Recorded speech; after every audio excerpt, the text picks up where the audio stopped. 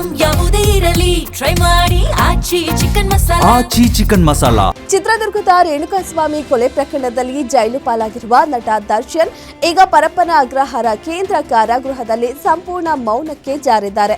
ಸತತ ಕಾನೂನು ಹೋರಾಟದಲ್ಲಿ ಹಿನ್ನಡೆ ಅನುಭವಿಸುತ್ತಿರುವ ದರ್ಶನ್ ಜೈಲಿನಲ್ಲಿ ತಟಸ್ಥರಾಗಿದ್ದಾರೆ. ತಮಗೆ ಬೇಕಾದ ಯಾವುದೇ ವಿಶೇಷ ಸವಲತ್ತುಗಳನ್ನು ಪಡೆಯುವಲ್ಲಿ ದರ್ಶನ್ ವಿಫಲರಾಗಿದ್ದಾರೆ.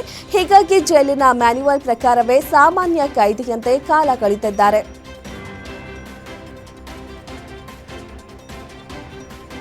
ಸಂತೆಯಲ್ಲಿ ವ್ಯಾಪಾರ ಮುಗಿಸಿ ಮನೆಗೆ ಹೊರಟ ಆಟೋಗೆ ಕಾರು ಡಿಕ್ಕಿ ಹೊಡೆದ ಪರಿಣಾಮ ಆಟೋ ಚಾಲಕ ಸೇರಿ 4 ಮಹಿಳೆಯರು ಗಂಭೀರ ಗಾಯಗಳಾಗಿವೆ. ತುಮಕೂರಿನ ಗುಬ್ಬಿ ತಾಲೂಕಿನ ಚೋಳೂರು ಸಂತೆಯ ವ್ಯಾಪಾರ ಮುಗಿಸಿ ಸ್ವಗ್ರಾಮಕ್ಕೆ ಆಟೋದಲ್ಲಿ ತೆರಳುವಾಗ ಘಟನೆ ನಡೆದಿದೆ. ಅಪಘಾತದಲ್ಲಿ ಆಟೋದಲ್ಲಿದ್ದ ಕಾವ್ಯ 2 ಕಾಲುಗಳು ಕಟ್ ಆಗಿವೆ. ಇನ್ನುಳಿದಂತೆ ಚಾಲಕ ಅರುಣ್, ಲಕ್ಷ್ಮಮ್ಮ, ರಾಧಾ, ಶಶಿಕಲಾಗೆ ಸಣ್ಣ ಪುಟ್ಟ ಗಾಯಗಳಾಗಿವೆ.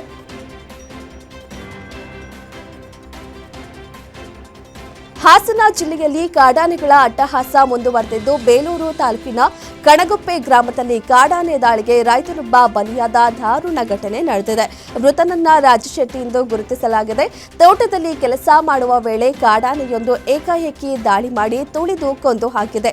ಈ ಘಟನೆ ಅರೇಹಳ್ಳಿ ಪೊಲೀಸ್ ಠಾಣಾ ವ್ಯಾಪ್ತಿಯಲ್ಲಿ ನಡೆದಿದೆ.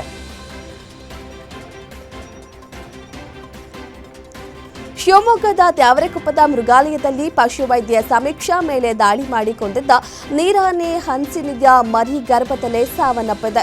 ಇದರಿಂದ ಗರ್ಭಕೋಶದ ಸೋಂಕು ಅದರ ದೇಹಕ್ಕೆ ವ್ಯಾಪಿಸಿ ಬಹು ಅಂಗಾಂಗ ವೈಫಲ್ಯವಾಗಿರುವ ಶಂಕೆ ವ್ಯಕ್ತವಾಗಿದೆ. ಕಳೆದ ತಿಂಗಳು ಡಾಕ್ಟರ್ ಸಮೀಕ್ಷಾ ಅವರ ಮೇಲೆ ಹಂಸಿನಿ ದಾಳಿ ಮಾಡಿತ್ತು. ದಾಳಿಯಲ್ಲಿ ಗಂಭೀರವಾಗಿ ಗಾಯಗೊಂಡಿದ್ದ ವೈದ್ಯೆ ಚಿಕಿತ್ಸೆ ಫಲಿಸದೆ ಸಾವನ್ನಪ್ಪಿದ್ರು. ಧಾರವಾಡ ನಗರದ ಯುವ ಕಾಂಗ್ರೆಸ್ ರಾಜ್ಯ ಪ್ರಧಾನ ಕಾರ್ಯದರ್ಶಿ ಫೈರೋಜ್ ಪಠಾಣ್ ಹತ್ಯೆ ಪ್ರಕರಣಕ್ಕೆ ಸಂಬಂಧಿಸಿ ಒಟ್ಟು 8 ಮಂದಿ ಆರೋಪಿಗಳನ್ನು ಬಂಧಿಸುವಲ್ಲಿ ಉಪನಗರ ಠಾಣೆ ಪೊಲೀಸರು ಯಶಸ್ವಿಯಾಗಿದ್ದಾರೆ. ಹಾಸ್ಮಿ ನಗರದ ನಿವಾಸದಲ್ಲೇ ಶುಕ್ರವಾರ ರಾತ್ರಿ ಫೈರೋಜ್ ಮೇಲೆ ಮಾರಕಾಸ್ತ್ರಗಳೊಂದಿಗೆ ದುಷ್ಕರ್ಮಿಗಳು ಹಲ್ಲೆ ನಡೆಸಿ ಕೊಲೆ ಮಾಡಿದ್ರು.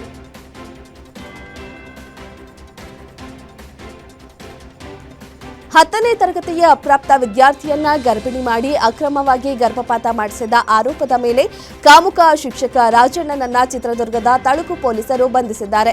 ಗರ್ಭಪಾತಕ್ಕೆ ಸಹಕರಿಸಿದ ಆರೋಪ ಎದುರಿಸುತ್ತಿರುವ ಖಾಸಗಿ ನರ್ಸಿಂಗ್ ಹೋಂನ ಡಾಕ್ಟರ್ ಶಂಕರ್ ಲಕ್ಷ್ಮಿ ಪೊಲೀಸರು ಬರ್ತಿದ್ದಂತೆ ತಲೆಮರೆಸಿಕೊಂಡಿದ್ದಾರೆ. ತಳುಕು ಪಿಎಸ್ಐ ಶಿವಕುಮಾರ್ ನೇತೃತ್ವದಲ್ಲಿ ಶಿಕ್ಷಕನನ್ನ ಜೈಲಿಗೆ ಕಟ್ಟಲಾಗಿದೆ.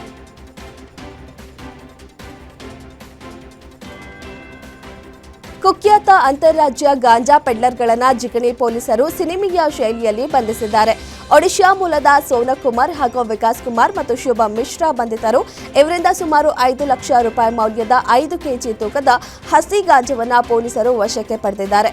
ಗಿಡ್ಡೇನಹಳ್ಳಿ ಬಳಿ ಗಾಂಜಾ ಮಾರಾಟ ಮಾಡುತ್ತಿದ್ದ ಖಚಿತ ಮಾಹಿತಿ ಮೇರೆಗೆ ದಾಳಿ ನಡೆಸಿ ಜಿಗಣಿ ಪೊಲೀಸರು ಆರೋಪಿಗಳನ್ನು ಬಂಧಿಸಿದ್ದಾರೆ.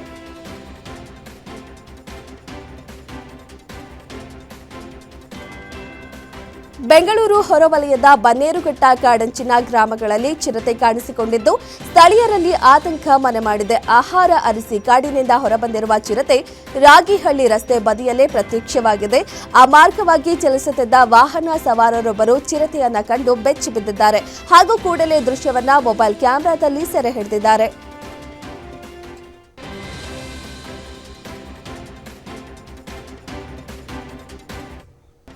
ಕೋಲಾರ ಜಿಲ್ಲೆಯನ್ನ ಮಾದಕ ಮುಕ್ತಗೊಳಿಸಲು ಪೊಲೀಸರು ವಿಶೇಷ ಕಾರ್ಯಾಚರಣೆ ಆರಂಭಿಸಿದ್ದಾರೆ.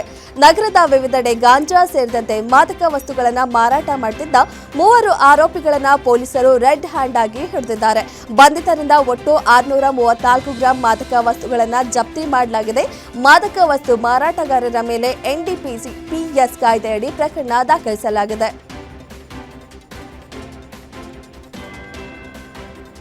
ಬೆಂಗಳೂರಿನ ಪೀಣ್ಯ ಎಲಿವೇಟೆಡ್ ಫ್ಲೈಓವರ್ನ ಲೋಡ್ ಟೆಸ್ಟಿಂಗ್ ಕಾರ್ಯವನ್ನು ರಾಷ್ಟ್ರೀಯ ಹೆದ್ದಾರಿ ಪ್ರಾಧಿಕಾರ ಕಾರಣಾಂತರಗಳಿಂದ ಮುಂದೂಡಿದೆ. ಹಾಗಾಗಿ ಎಂದಿನಿಂದ ಫ್ಲೈಓವರ್ ಬಂದ್ ಆಗುವುದಿಲ್ಲ ಎಂದು ಬೆಂಗಳೂರು ನಗರ ಸಂಚಾರ ವಿಭಾಗದ ಪೊಲೀಸರು ಸ್ಪಷ್ಟಪಡಿಸಿದ್ದಾರೆ. ಆ ಮೂಲಕ ವಾಹನ ಸವಾರರಿಗೆ ಗುಡ್ ನ್ಯೂಸ್ ಸಿಕ್ಕಿದೆ. ಏಪ್ರಿಲ್ 13ರಿಂದ 5 ದಿನ ಬಂದ್ ಆಗಲಿದೆ ಎನ್ನಲಾಗಿದ್ದ ಪೀಣ್ಯ ಫ್ಲೈಓವರ್ ಎಂದಿನಂತೆ ವಾಹನ ಸಂಚಾರಕ್ಕೆ ತೆರೆಯಲಾಗಿದೆ.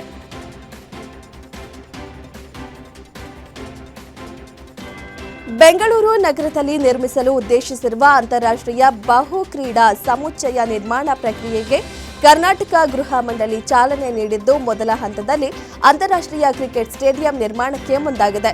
ಚಿನ್ನಸ್ವಾಮಿ ಕ್ರೀಡಾಂಗಣಕ್ಕೆ ಪರ್ಯಾಯವಾಗಿ ಆನೇಕಲ್ ಬಳಿಯ ಎಂಡ್ಲವಾಡಿಯಲ್ಲಿ ಬಹು ಕ್ರೀಡಾ ಸಮುಚ್ಚಯ ನಿರ್ಮಾಣಕ್ಕೆ ಸಹಕಾರ ನಿರ್ಧರಿಸಿದೆ.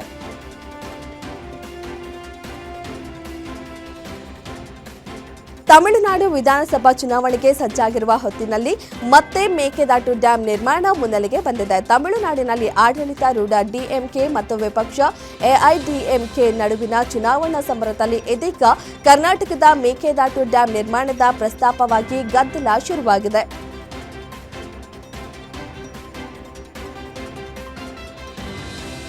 ಭಾರತವು 2035ರ ವೇಳೆಗೆ ಅಂತರಿಕ್ಷದಲ್ಲಿ 5 ನಿಲ್ದಾಣಗಳನ್ನು ಸ್ಥಾಪಿಸಲಿದೆ. ಇದರ ಮೊದಲ ಘಟಕವನ್ನು 2028ಕ್ಕೆ ಉದ್ಘಾಟಿಸುವ ನಿರೀಕ್ಷೆ ಇದೆ ಎಂದು ಇಸ್ರೋ ಅಧ್ಯಕ್ಷ ವಿ ನಾರಾಯಣ್ ತಿಳಿಸಿದರು.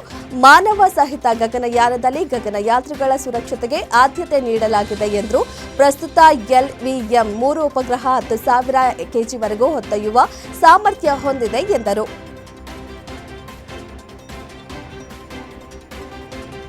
ಕರ್ನಾಟಕದ ಮೊದಲ ವಂದೇ ಭಾರತ್ ಸ್ಲೀಪರ್ ರೈಲು ಬೆಂಗಳೂರು ಮುಂಬೈ ನಡುವೆ ಆರಂಭಿಸಲು ರೈಲ್ವೆ ಇಲಾಖೆ ನಿರ್ಧರಿಸಿದೆ. ಆದರೆ ಈ ಎರಡೂ ನಗರಗಳ ನಡುವೆ ಸಂಚಾರಕ್ಕೆ 2 ಬೇರೆ ಬೇರೆ ಮಾರ್ಗಗಳಿದ್ದು ಯಾವುದು ಉತ್ತಮ ವೇಗ ಸಂಚಾರಕ್ಕೆ ಅನುಕೂಲ ಎಂಬ ಚರ್ಚೆಗಳು ಪ್ರಾರಂಭವಾಗಿದೆ. ಬೆಂಗಳೂರಿನಿಂದ ಮುಂಬೈಗೆ ವೇಗದ ರೈಲು ಬೇಕು ಎಂಬ ಬೇಡಿಕೆ ಸಾಕಷ್ಟು ವರ್ಷಗಳಿಂದ ಇತ್ತು. ಇದೀಗ ವಂದೇ ಭಾರತ್ ಸ್ಲೀಪರ್ ರೈಲನ್ನೇ ಈ 2 ನಗರಗಳ ಮಧ್ಯೆ ಓಡಿಸಲು ಒಪ್ಪಿಗೆ ಸೂಚಿಸಲಾಗಿದೆ.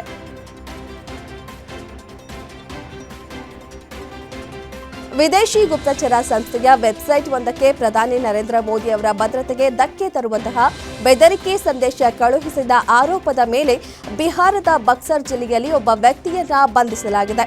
ಪಾಟ್ನಾದ ಸಿಂದ್ರಿ ಮೂಲದ ಅಮಲ್ ಕುಮಾರ್ ತಿವಾರಿ ಎಂಬ ಆರೋಪಿಯನ್ನ ಬಂಧಿಸಲಾಗಿದೆ. ಬಂಧಿತ ಆರೋಪಿಯಿಂದ ಲ್ಯಾಪ್ಟಾಪ್, ಮೊಬೈಲ್ ಫೋನ್ಗಳು ಮತ್ತು ಇತರ ಡಿಜಿಟಲ್ ಸಾಕ್ಷ್ಯಗಳನ್ನು ವಶಪಡಿಸಿಕೊಳ್ಳಲಾಗಿದೆ.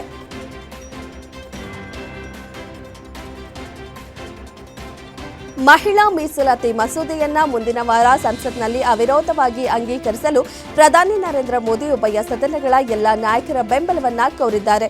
2029ರಿಂದ ಲೋಕಸಭಾ ಹಾಗೂ ವಿಧಾನಸಭಾ ಚುನಾವಣೆಯಲ್ಲಿ ಮಹಿಳೆಯರಿಗೆ 1/3 ಭಾಗದಷ್ಟು ಸ್ಥಾನಗಳನ್ನು ಮೀಸಲಿಡಲು ಉದ್ದೇಶವನ್ನ ನಾರಿ ಶಕ್ತಿ ವಂದನ್ ಅಧಿನಿಯಮ 2021 ಹೊಂದಿದೆ.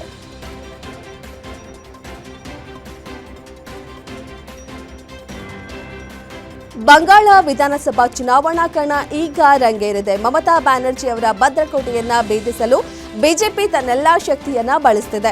ಹೀಗಾಗಿ ಬಂಗಾಳದ ಜನತೆಗೆ ಭರಪೂರ ಭರವಸೆಗಳ ಸಂಕಲ್ಪ ಪತ್ರವನ್ನ ಮತದಾರರ ಮುಂದಿಟ್ಟಿದೆ. ಬಿಜೆಪಿ ಪ್ರಣಾಳಿಕೆಯಲ್ಲಿ ಪ್ರತಿ ಮನೆಯ ಮಹಿಳಾ ಮುಖ್ಯಸ್ಥರಿಗೆ ಮಾಸಿಕ 3,000 ರೂಪಾಯಿ ಆರ್ಥಿಕ ನೆರವು, 6 ತಿಂಗಳಿಗೆ ಏಕರೂಪ ನಾಗರಿಕ ಸಂಹಿತೆ ಜಾರಿ, ನಿರುದ್ಯೋಗಿ ಯುವಕರಿಗೆ ಭತ್ಯೆ ಹಾಗೂ 7ನೇ ವೇತನ ಆಯೋಗದ ಭರವಸೆಗಳನ್ನು ನೀಡಿದೆ.